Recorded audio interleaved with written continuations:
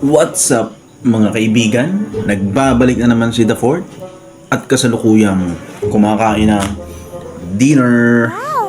So, ano ba yan? Gabing-gabi na magko-content pa tayo. So, dahil sa wala rin lang ako magawa,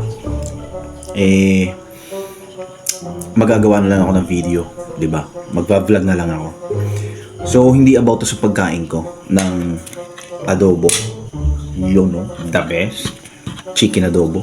And hindi about to sa dessert ko na mangga.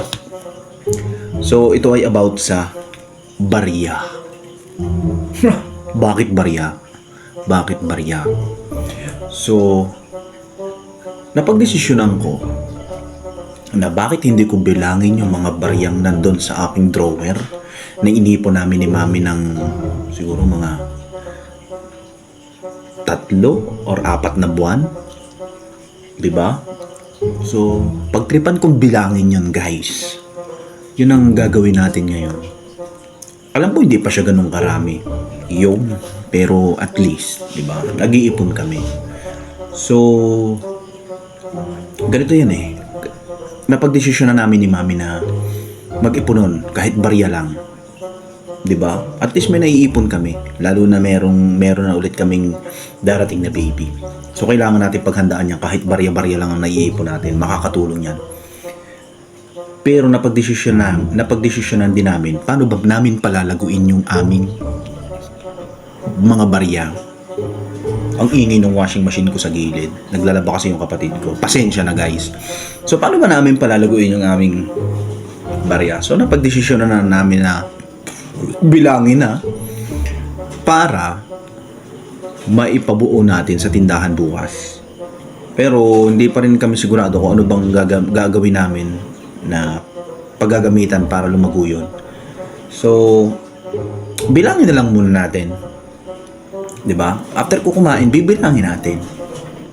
Yun ang ating gagawin ngayong gabi. So, yan, abangan nyo, guys. Abangan nyo at ako ay tatapusin ko lang yung aking masarap na dinner. So, kumain na kayo, guys. Kain na kayo. Kung hindi pa kayo kumakain. Yan, mag-dinner na kayo. So, tatapusin ko lang to. And after this, magbibilang na tayo ng mga barya, guys. So, yun yung ating Ipon Barya Challenge. Bilangin na yan. Yan, bibilangin natin mamaya. So, stay tuned, guys. At para malaman nyo rin kung magkano ba yung naipon namin kahit pa konti-konti lang. Diba? So, yun yung dapat yung abangan, guys. So, sana gayahin nyo kami. Mag-ipon din kayo kahit pa barya-barya lang. Kasi yan ang malaking tulong. And yun nga, guys, mag-iisip tayo ano bang maganda. Suggest kayo ano bang magandang business pala, no?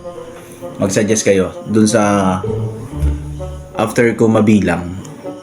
Mag-suggest kayo, guys, ng magandang business, 'di ba? Yung maliit lang na puhunan. So ganun. So stay tuned, guys, ha. Panoorin niyo na lang mamaya. Bye. At ito na, guys. Tapos na ako mag-dinner. At simulan na natin. Tara na. Tara na. Tara na. Samahan niyo ako. Tara na. Yan, papunta na tayo doon sa aming kwarto. Ay, ayan o, guys. Sinara ko muna yung pinto sa kusina. So, dito na tayo, guys, sa aming kwarto. Boom. Patay ang ilaw. Buksan natin. Ayan, sisimulan na natin magbilang, guys. Kukunin ko lang yung mga barya. Papakita ko sa inyo yung aking pagbibilang. Stay tuned, guys.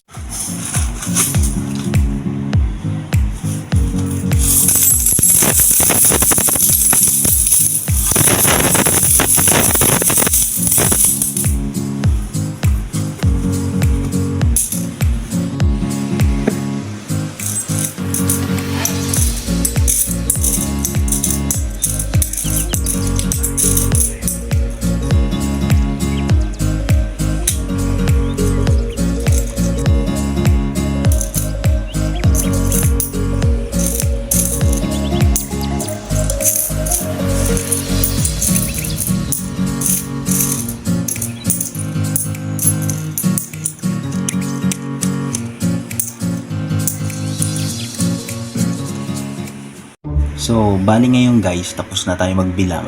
Ayan, hindi ako pwede mag-ingay. Natutulog na yung mga katabi ko rito. So, magkukompute na tayo. Ito, ayan. Bibilangin natin kung magkano yung naipon natin. Diba? Yung ating barya challenge. Ipon barya challenge.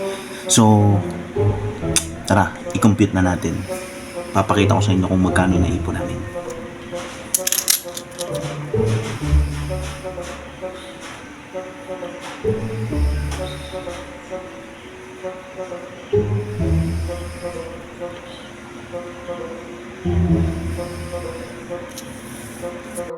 So, bali ito guys, i-reveal ko na.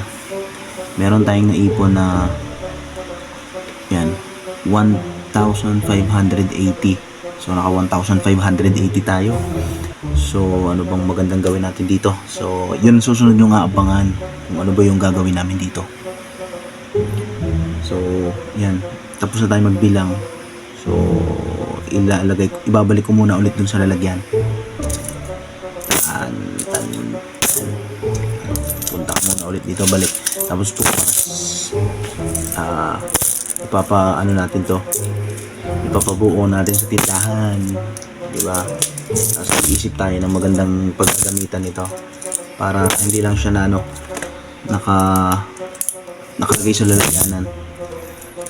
So gagawa tayo ng pagkakakita para lumago to. Yun ang gagawin natin.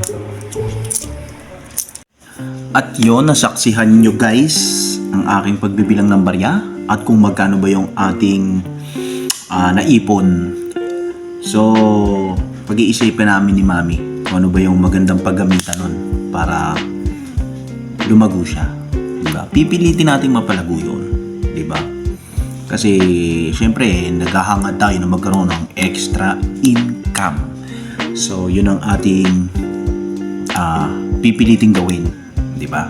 Yun ang ating pipiliting palaguin. So, yan, mag-comment kayo guys. Guys, mag-comment kayo ano ba magandang simpleng business na pwedeng paggamitan ng maliit natin na halagang naipon. Diba? So, pinakita ko naman kanina sa inyo, nakaipon tayo ng 1,580. So, barya lang lahat yun. Walang mga papel-papel. Kung nakita nyo naman, diba? So, yun. Ano bang pwede natin paggamitan? So, comment nyo guys. So, mag-e-end na tayo ng video. At tayo ay magpapahinga. Yan. Mag-ano muna tayo. Magmumuni-muni. Mag-me time muna tayo. So, mag-ano muna tayo. Papahinga. So, good night guys. And maraming salamat. Yan sa mga bago kong followers. Thank you so much sa pag-follow sa akin. And sa mga followers ko naman, maraming salamat sa inyo sa panonood ng aking mga video.